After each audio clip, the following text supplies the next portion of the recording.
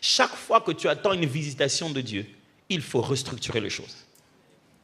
Il faut organiser les choses. Il dit, remettez la structure en place. Et deuxièmement, il dit, je vais aussi donner des relations. Quand Dieu rafraîchit les relations entre les gens, remet les connexions en ordre, fait que les relations deviennent pures et sincères, c'est qu'il y a une visitation qui arrive. C'est là qu'il y a place des nerfs. Je prie Dieu qu'en quittant ici, tu fasses la paix avec quelqu'un que tu n'as pas appelé il y a très longtemps. Dis-lui, il faut qu'on se parle parce que bientôt, Dieu est sur le point de me visiter. Parlons-nous maintenant. Je prépare mon terrain à une visitation glorieuse. Après, la Bible dit, vient la chair. La chair qui est cette partie qui a pour but de protéger et de maintenir toute la structure en place, les ressources. Quand Dieu est sur le point de souffler quelque chose de nouveau, il vous donnera de nouveaux moyens.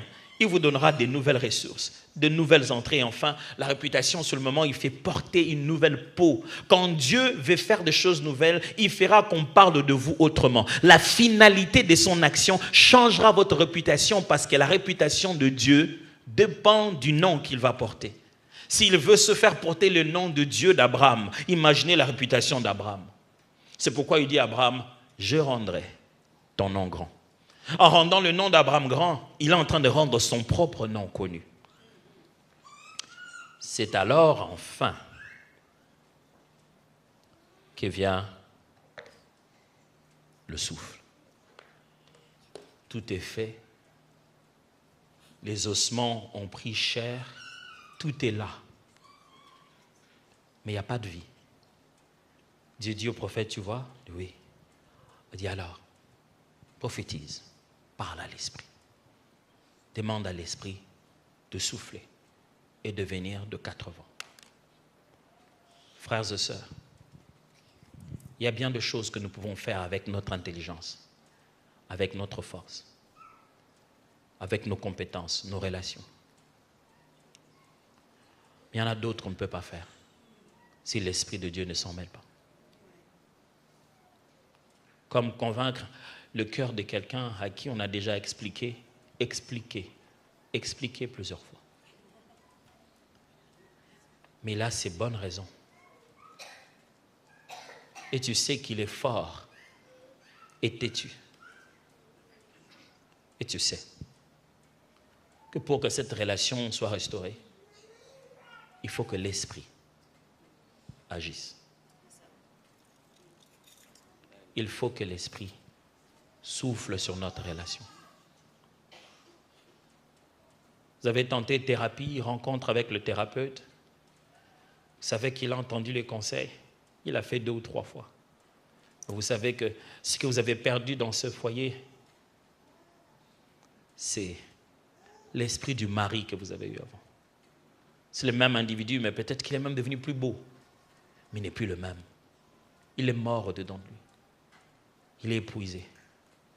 Dieu aimerait fortifier votre mariage à nouveau. Dieu aimerait fortifier votre maison à nouveau. Dieu aimerait fortifier votre engagement, votre appel. Vous savez que ce n'est plus une question d'argent. Vous en avez perdu simplement les ailes. Vous n'en avez plus envie. Ce n'est pas juste question d'envie.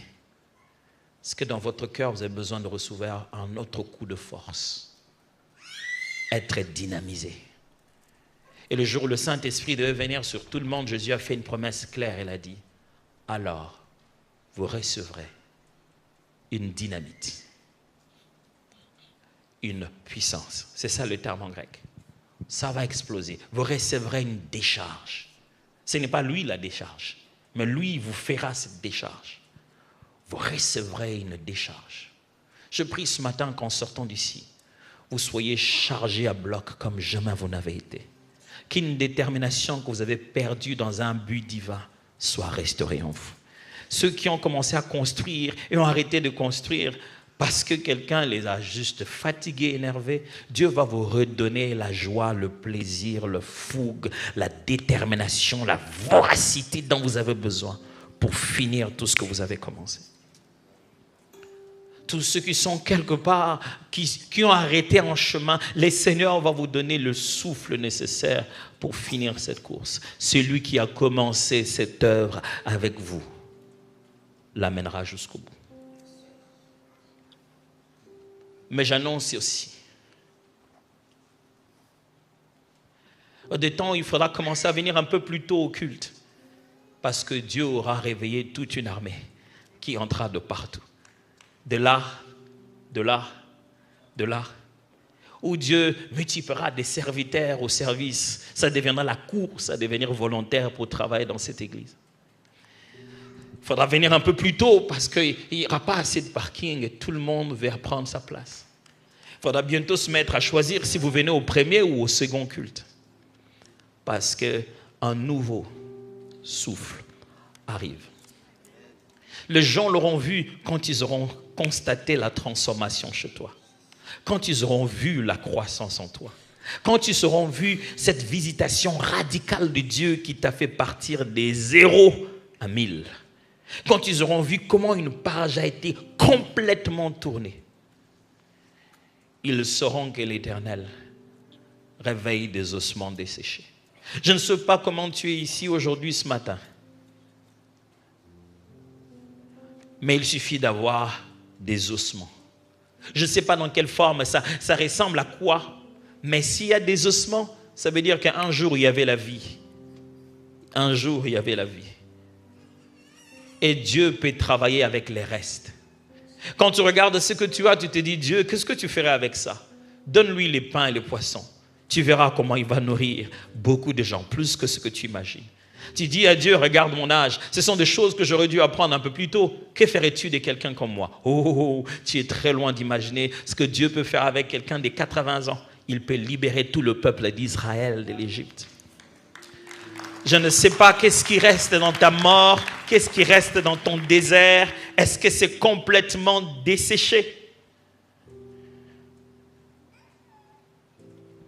Un souffle nouveau arrive.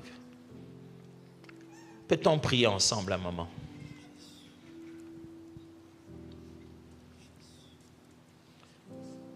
Je ne sais pas quelle est l'étape qui a le plus attiré ton attention. Est-ce la vision, la frustration intérieure? Est-ce la parole de l'Éternel? Tu n'arrives pas à la percevoir. Tu dis, Dieu, tu dis quoi finalement? Est-ce que tu n'as pas encore pris le courage de parler à ta situation et de prophétiser? La soif de l'Esprit, d'invoquer le Saint-Esprit dans ta vie. Je ne sais pas à quelle étape tu te trouves. Peut-être que c'est au niveau de l'obéissance. Tu sais ce qu'il faut faire, mais tu n'arrives pas à le faire. Peut-être que tu es au niveau déjà de l'accomplissement. Tu as entendu un bruit. Tu n'as pas encore vu les choses se faire. Et tu as vu qu'une restauration a commencé. Il y a une restructuration. Et tu peut-être au niveau, tu attends des ressources. Je ne sais pas à quelle étape tu es. Mais le Seigneur a parlé ce matin à nous tous. Et je peux vous le dire et vous l'assurer. Dieu tient toujours ses promesses. Dieu tient toujours ses promesses.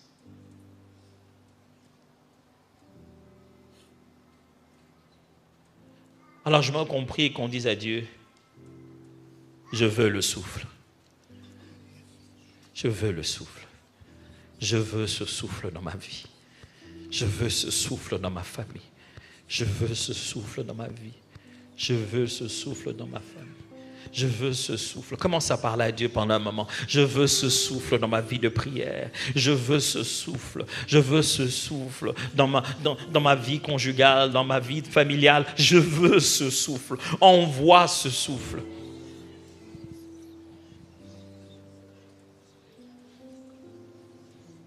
Commençons à parler. Continue à parler à Dieu. Comme quelqu'un qui veut vraiment, passionnément, qui réclame passionnément. Je veux ce souffle. Je veux ce souffle.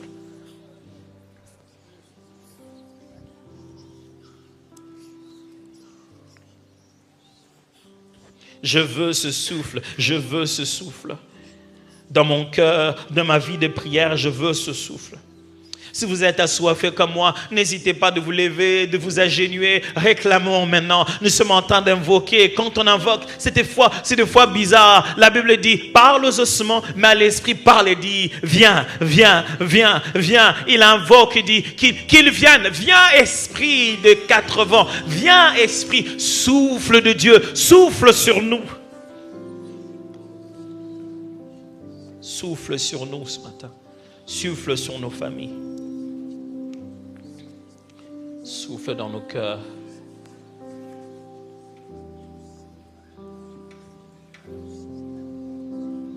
Souffle dans nos vies. Souffle dans ton église. Souffle dans nos couples, dans nos foyers. Souffle dans les projets. Esprit de vie, de réparation et de restauration. Souffle. Souffle parmi nous.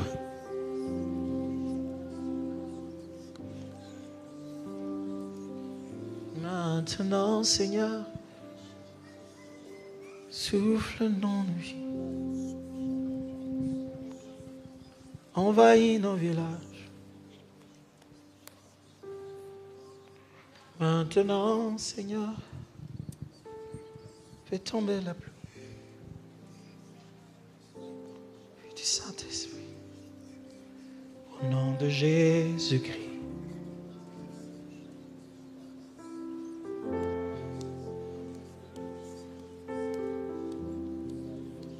Ah,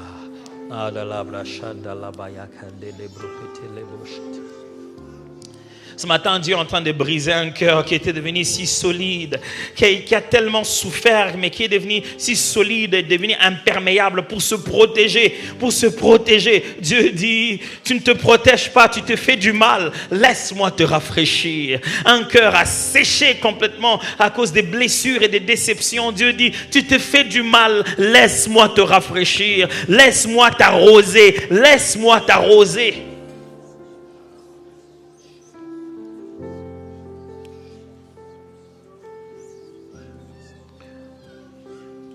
Sois arrosé au nom de Jésus. Que Dieu bande les blessures dans ton cœur. Les déceptions que les hommes ont causées, Dieu peut les fixer. Les hommes peuvent couper l'oreille, Jésus peut le remettre en place. Sois rafraîchi ce matin au nom de Jésus. Tu ne rentreras pas lourd avec cette grosse pierre dans ton cœur. Le Seigneur te donne un cœur de chair. L'Éternel corrige ce que les hommes ont mal fait. L'Éternel justifie là où les hommes n'avaient pas de mots. L'Éternel te donne un cœur nouveau.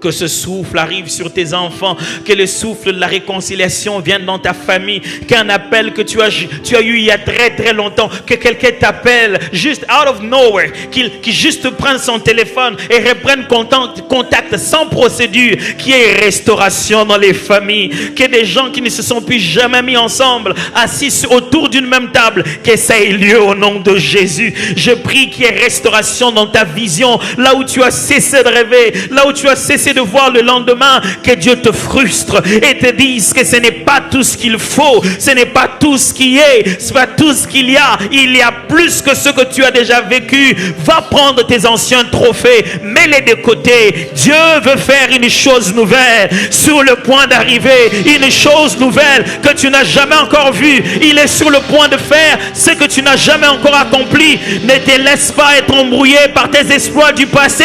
Il y a plus à faire.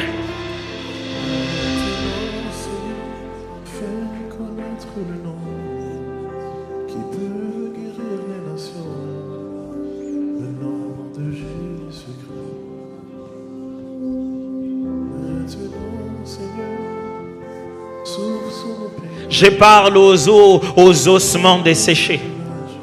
Ossements desséchés, écoutez-moi. Ossements desséchés, écoutez-moi. Ossements desséchés dans la santé. Ossements desséchés dans les finances. Ossements desséchés dans les relations familiales. Ossements desséchés dans le goût de la vie et la vision de l'existence. Ossements desséchés, écoutez-moi.